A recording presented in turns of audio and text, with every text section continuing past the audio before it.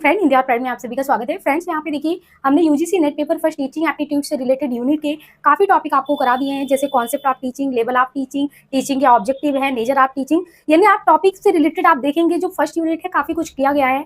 तो अब उसको हम कैसे ये जज करें कि कौन सी चीजों को हमने पढ़ाया, कौन सी चीजों को छोड़ा है, कितने लेवल तक आप पढ़ने के बाद चीजों को कर पा रहे हैं। तो उसी के लिए हमने क्या किया कि प्रीवियस ईयर क्वेश्चन का जो डिस्कशन है वो आज से शुरू कर दिया है। आपको कंटिन्यूअस इसको देखना है, बहुत ही धैर्य के साथ जितना भी लेक्चर हो पूरा सुनिए। जो जो टॉपिक नहीं कराया गया उनको ध्यान से देखिए कि कौन से टॉपिक नहीं कराए गए हैं, उनको हम आगे के लेक्चर में इंक्लूड करेंगे। और जो भी आपके स्कोर वगैरह आ रहे हैं उनको जरूर पिन करें, क्योंकि पता है सिर्फ टॉपिक से काम नहीं चलने वाला है। आप जब तक जो है इनको खुद से सॉल्व नहीं करेंगे, अपना अंडरस्टैंडिंग का लेवल खुद उस तरीके से नहीं बनाएंगे, तो एनटीए बहुत ही घुमा के टॉपिक से क्वेश्चन पूछता है। उसके लिए आपको उसको करना जरूरी है ना। तो डे वाइज आप देखेंगे कि ये कंटिन्यूअस चलता रहेगा, आपके सेशन भी चलते रहेंगे, साथ में प्रीवियस ईयर के क्वेश्चन भी चलते रहेंगे, जिससे आप जज कर पाए। बाकी जो भी टॉपिक नहीं हो उनको हम आगे की वीडियोज में जरूर इंक्लूड करेंगे। तो आज के लिए फिर हम कंटिन्यूअस इसको देखते हैं कि कौन से क्वेश्चन का लेवल क्या है और हमें किस तरीके से उसको जो है सॉल्व करना है। तो चलिए सॉल्व करते हैं। जय हिंद फ्रेंड, हिंदी और प्राइड में आप सभी का स्वागत है। फ्रेंड्स यहाँ पे देखिए प्रीवियस ईयर के क्वेश्चन को जो हम टीचिंग लेवल से रिलेटेड क्वेश्चन को कर रहे हैं, ये उसका चौथा पार्ट है जो क्वेश्चन आंसर सेशन का।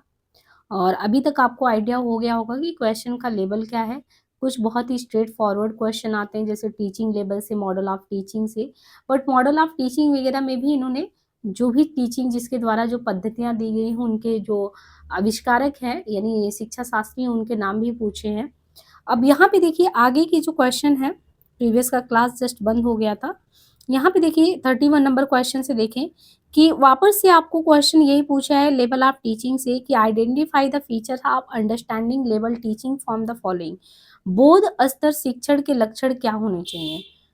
जो अंडरस्टैंडिंग का लेवल होना चाहिए उसमें शिक्षण के जो लक्षण है वो क्या है। विषयगत सामग्री को व्यवस्थित करने में, विभिन्न इकाइयों की संरचना में और छात्रों के अभ्यास को नियंत्रित करने में पहल करता है।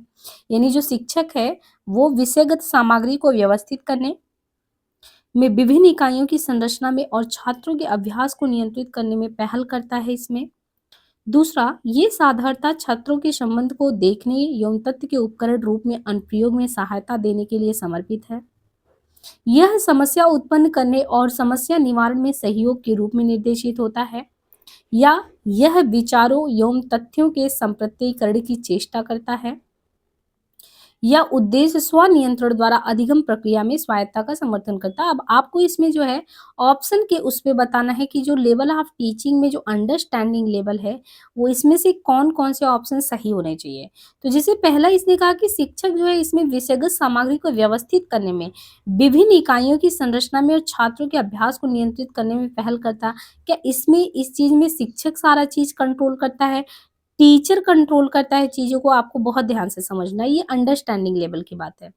दूसरा कह रहा है कि छात्रों के संबंधों को देखने एवं तथ्य के उपकरण रूप में, यानी छात्रों के संबंधों को देखने एवं तथ्य के उपकरण रूप में अनुप्रयोग में सहायता देने के लिए समर्पित होता है। कौन? टीचर। दूसरा कह रहा है कि इसके बाद तीसरा कि ये समस्या उत्पन्न करने और समस्या निवारण में, यानी उत्पन्न भी कर रहा है और निवारण भी कर रहा है, क्या अंडरस्टैंडिंग लेवल इस लेवल का होता है। ये विचारों एवं तथ्यों के संप्रतीकरण यानी कॉन्सेप्चुअलाइजेशन, उसकी चेष्टा करता कॉन्सेप्ट पे, या ये जो है स्वनियंत्रण द्वारा अधिगम प्रक्रिया में स्वायत्तता का समर्थन करता है। तो अधिगम प्रक्रिया में क्या है, ये स्वायत्तता का समर्थन करता है। आप देखिए वो विचार विमर्शी लेवल तक अगर जाएंगे तो वो ठीक है। ये विचारों एवं तथ्यों के संप्रतीकरण कॉन्सेप्चुअलाइजेशन, इस पे तो फोकस करता है, ये चीज सही है। दूसरी बात की ये जैसे कहा कि जो पका पकाया चीज होता है ये तो मेमोरी लेवल पे टीचर आपकी स्पून फीडिंग करता है, वो ठीक है। लेकिन ये छात्रों के संबंधों को देखने में तथ्य के उपकरण के रूप में एप्लीकेशन बेस्ड समर्पित होता है, तो वो चीजें भी सही। यानी जो अंडरस्टैंडिंग का लेवल होता है उसमें साधारणतः छात्रों को संबंधों को देखने में तथ्य के उपकरण रूप में एप्लीकेशन बेस्ड ध्यान दिया जाता है। विचार एवं तथ्यों का जो कॉन्सेप्चुलाइजेशन है उस पर फोकस ये करते हैं। इसके बाद देखिए 32 नंबर जो ये कह रहे हैं कि रिफ्लेक्टिव जो टीचिंग का जो उच्चतम स्तर है, रिफ्लेक्टिव लेवल ऑफ टीचिंग, इसमें कह रहे हैं कि विमर्शी विमर्शी स्तर शिक्षण स्मृति स्तर शिक्षण से अलग होता है। क्यों? क्योंकि इसमें शामिल संप्रेषण की पद्धति मूलतः कैसी होती है, अंतरक्रियात्मक इंट्रैक्शनल होती है, या ट्रांजैक्शनल होती है, या बॉटम से लेके यानी नीचे से लेके ऊपर तक होती है। यानी विमर्शी वाला क्या नीचे से लेके ऊपर होता है, या लीनियर होता है, या एक तरीके से कह सकते हैं इंट्रैक्शनल होता है, या ट्रांजैक्शनल होता है। अब यहाँ पे आपको ये वाला थोड़ा-सा अलग लगेगा, लेवल ऑफ टीचिंग से ही क्वेश्चन है, बट ये थोड़ा-सा अंदर जाके आपसे पूछा है कि जो विमर्शी या चिंतन का स्तर है, वो मेमोरी वाले से इसलिए अंतर है उसका, क्योंकि ये जो है ट्रांजैक्शनल है, क्रियान्वती कारक है। ये शिक्षण का उच्चतम स्तर होता है, और ये क्या है, शिक्षण का समस्या केंद्रित, यानी आप प्रॉब्लम सॉल्व करने वाले हो गए हैं अब। आपके चिंतन का स्तर इस लेवल का है कि अब आप चीजों की समस्या को लेके समाधान भी उसका कर सकते हैं। इसके बाद दिया है कक्षा का मुक्त वातावरण, जहाँ अध्यापक एवं छात्र आपस में सहभागी भी हों और एक दूसरे का वो ध्यान भी रखते हों। ऐसी वातावरण में कौन सा जो शिक्षण स्तर सहायक होगा? क्या मेमोरी, या अंडरस्टैंडिंग, या ऑटोनोमस डेवलपमेंट, कौन सा होगा? तो देखिए आप यहाँ पे ना कितना अच्छा वातावरण है। मतलब एक तरफ तो शिक्षक जो है वो भी मुक्त वातावरण में, एक तरफ अध्यापक है, छात्र है, आपस में वो सहभागी हैं। यानी मान लीजिए वो चिंतन का एक ऐसा स्तर हो जाता है कि टीचर भी मुक्त है, बच्चा भी है। कोई समस्या है, समस्या के समाधान के लिए आपस में वो लोग बातचीत भी कर रहे हैं कि इसका कैसे निष्कर्ष निकाल सकते हैं, तो एक ऐसा पूरा वातावरण। अब मेमोरी लेवल में तो बच्चों को बहुत ही ज़्यादा वैसे भी वो करने पे ध्यान देना पड़ेगा। तो यहाँ पे जो विभिन्न शिक्षण स्तर हैं, जिनमें शिक्षण प्रक्रिया में विमर्शीय स्तर एक ऐसा लेवल है जो मुक्त कक्षा वातावरण में छात्र एवं अध्यापक की एक सहभागिता होती है, और प्रायः वे एक-दूसरे का ध्यान भी रखते हैं। इसके बाद हम बात करते हैं निम्नलिखित विशेषताओं में से कौन सी शिक्षण के अवबोध स्तर का वर्णन करती है। इनमें से कौन सा ऐसा है जो शिक्षण के अवबोध स्तर, यानी following describe understanding level of teaching, है ना। यहाँ पे आपको अंडरस्टैंडिंग लेवल ऑफ टीचिंग की बात करें, कौन से शिक्षण के अवबोध स्तर का वर्णन करता है। प्रस्तुत तथ्यों को स्मरण रखने की शक्ति को प्रोन्नत करना, जो आपका अंडरस्टैंडिंग है क्या वो फैक्ट को याद रखने के लिए आपको प्रोत्साहित करता है, या अवधारणाओं की व्याख्या के लिए प्रोत्साहित करता है, या सूचनाओं के प्रभावी भंडारण पर बल देता है, या तथ्यों के बीच संबंधों के अवलोकन को प्रोन्नत करने में सहाय करता है। मतलब वो करता क्या है आपको ये जो है उसमें पूछ रहा है। तो यहाँ पे देखिए जो शिक्षण का अवबोध अंडरस्टैंडिंग का लेवल है, वो आपकी स्मृति स्तर से हाई लेवल का होता है ना। मेमोरी लेवल तो बिल्कुल नीचे वाला लेवल है, इससे लेवल हाई है इसका। अब क्या है कि इसमें लर्नर जो है उसकी जो कॉग्निटिव जो डेवलपमेंट है वो हुआ, संज्ञानात्मक योग्यता वो बढ़ता है, और शिक्षक और विद्यार्थी के लिए अवसर देता है। शिक्षण के इस स्तर पे चीज़ों को एग्जाम्पल के द्वारा समझा जा सकता है। ये पारंपरिक व्यवहार, यानी जो पारस्परिक व्यवहार है उसका भी वो गुण विकसित करता है, जो शिष्यों में सहयोग की भावना को बढ़ाने का भी काम करता है।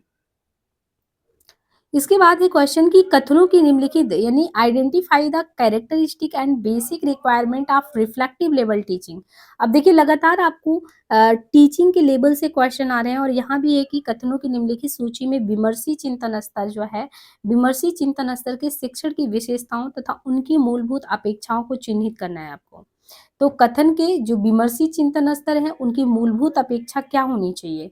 शिक्षक जो है सूचना और विचारों को व्यवस्थित तरीके से प्रस्तुत कर दे, शिक्षक छात्र छात्राओं के मस्तिष्क में विचार दृढ़ करने का अभ्यास करा दे, या समस्याओं के संभावित तार्किक समाधान दे, या शिक्षक छात्र छात्राओं से एग्जाम्पल और समानांतर विचार देने के लिए कहे, तर्कों में निहित आधारों का अन्वेषण और उनकी व्याख्या करने के लिए संवादात्मक रूप से शैक्षिक सत्र कराए। मतलब इसमें आपसे ये कहा गया कि जो है इस लेवल पे आके जो टीचिंग में है, शिक्षण जो है, शिक्षण के दौरान क्या चाहता है वो। तो एक तो आपसे विमर्शी लेवल पे आके वो सोच रहा है कि समस्या के संभावित क्या तार्किक निदान हो सकते हैं, उन पे आपसे बातचीत करेगा। प्लस लॉजिक की बात, यहाँ पे academic session are conducted in एक तरीके से, एक ऐसा तरीके से कंडक्ट कराया जाएगा जिसमें चीज़ों को एक्सप्लोर किया जाए, आर्गुमेंट किया जाए, एक्सप्लेन किया जाए, वो स्थिति आती है। तो शिक्षण का जो विमर्शीय स्तर है वो शिक्षण का सर्वोच्च स्तर होता है, जिसमें स्मृति स्तर और बोध स्तर भी आते हैं। इसमें समस्याओं की संभावित तार्किक समाधान प्राप्त करने के उद्देश्य से मुद्दों को उठाया जाता है और उन पर चर्चा की जाती है। इसके अलावा तर्कों में निहित जो आधार हैं, उन आधारों का भी खोजबीन करते हैं, अन्वेषण करते हैं, और उनकी व्यवस्था करने के लिए संवादात्मक रूप से शैक्षिक सत्र भी कराए जाते हैं। शिक्षण के कौन से स्तर पर अध्यापक की भूमिका अंतःक्रियात्मक होने के बजाय ज्यादा ही एक्टिव हो जाती है? तो किस पे जो है टीचर जो ज़्यादा एक्टिव होता है वो बच्चों के लिए मेमोरी लेवल पे, है ना? शिक्षण की जो स्मृति स्तर याद कराने वाली बात है, उस पर अध्यापक की भूमिका अंतःक्रियात्मक होने के बजाय ज़्यादा ही एक्टिव होती है। इस स्तर पर शिक्षण अधिगम प्रक्रिया मूलतः उद्दीपन प्रक्रिया पर आधारित होती है, उद्दीपन प्रक्रिया पे।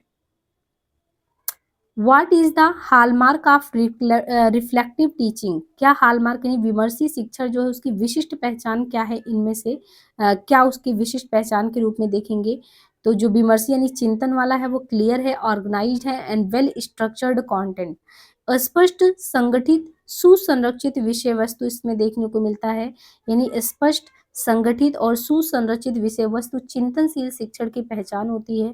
चिंतनशील शिक्षण को अग्रसरित करके उच्च स्तर पर लाने के लिए प्रयोग किया जाता है। ये केवल अवधारणाओं के संस्मरण और समझ को नहीं बताता, ये उच्च मानसिक प्रक्रिया जैसे तर्क, विचार, अवधारणा का विश्लेषण, गहन सोच, इन पे भी जो है ध्यान देता है।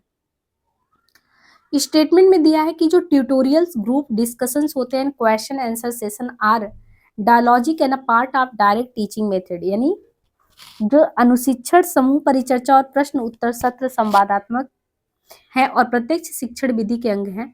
यानी कह रहे हैं कि जो अनुशिक्षण है, यानी जो ट्यूटोरियल ग्रुप जो होता है, ट्यूटोरियल ग्रुप क्या चीजों को ध्यान देता है? यानी ट्यूटोरियल ग्रुप जो डिस्कशन है और जो क्वेश्चन आंसर सेशन है वो directly are part of direct teaching methods.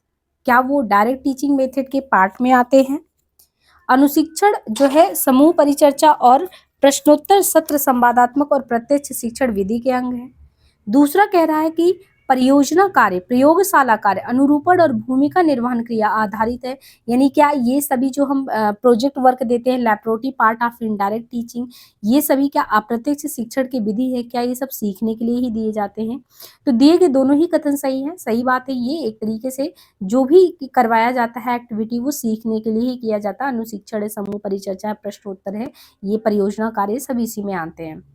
शैक्षिक उद्देश्यों के अधिक्रम में संज्ञानात्मक व्यवहारों के सही क्रम आपको बताने हैं, तो वही चीजें ब्लूम टैक्सोनॉमी का आपको लगाते चला जाना है। यानी नॉलेज है, नॉलेज के बाद हमने देखा था कि किस तरीके से आपको एप्लीकेशन देखना है, अंडरस्टैंडिंग देखनी है, एनालिसिस देखना है ना, फिर सिंथेसिस देखना है। तो एक पूरा जो ये प्रक्रिया है कि कैसे लगेगा, तो आप यहाँ से इस तरीके से अगर ये बनेगा तो पहले ज्ञान हो जाएगा, फिर अंडरस्टैंडिंग हो जाएगा, एप्लीकेशन हो जाएगा। यानी ज्ञान है, फिर समझ है, फिर अनुप्रयोग है, विश्लेषण है, फिर संश्लेषण है। निम्नलिखित में से किस स्तर के शिक्षण में तथ्य और सूचना पर ज्यादा जोर? तो ये तो बिल्कुल ही इजी वाला आपके लिए क्वेश्चन हो जाता है, क्योंकि शिक्षण का जो न्यूनतम स्तर है मेमोरी लेवल, उसी पे रटने पर बल दिया जाता है और इस स्तर पे विद्यार्थी का शिक्षक पर दृढ़ विश्वास होता है तथा इसमें शिक्षक सक्रिय एवं विद्यार्थी निष्क्रिय। यहाँ पे देखिए शिक्षक सक्रिय होता है और विद्यार्थी निष्क्रिय होता है, इससे ध्यान देना है। तो इस तरीके से हमने कुल 40 क्वेश्चन लगभग कर लिए हैं इस टॉपिक से और मुझे उम्मीद है कि अब ये जो है आपको बहुत अच्छे से समझ में आ रहा होगा कि हमको जो है किस तरीके से क्वेश्चन को डील करना है, किस टॉपिक से क्वेश्चन ज़्यादा रहे। कुछ टॉपिक चेंज है, उनको भी हम जो है कवर करा देंगे। जो शिक्षा शास्त्री वाले जो जितने भी हैं, जीन पियाजे, वाइगोस्की हो गए, जेरोम ब्रूनर हो गए, इन लोगों के कॉन्सेप्ट को करा देंगे। तो फिर आपका जो है पहले से जो है इसका जो पहला टॉपिक है टीचिंग का कॉन्सेप्ट और कैरेक्टरिस्टिक ऑब्जेक्टिव वाला, ये वाला जो है लेवल ऑफ टीचिंग, ये खत्म हो जाएगा। इसके बाद हम एडल्ट लर्नर और जो भी लर्नर है उनमें क्या है, उनके फीचर्स क्या हैं, उस पे आएंगे। तो अच्छे से समझ में आ रहा होगा। प्लीज ज़्यादा से ज़्यादा लोगों तक ये चैनल शेयर करें, आप लोगों की रिस्पॉन्सिबिलिटी है इसमें। और जो भी क्वेरी हो उनको ज़रूर कमेंट में पिन करें। आज के लिए इतना ही, धन्यवाद।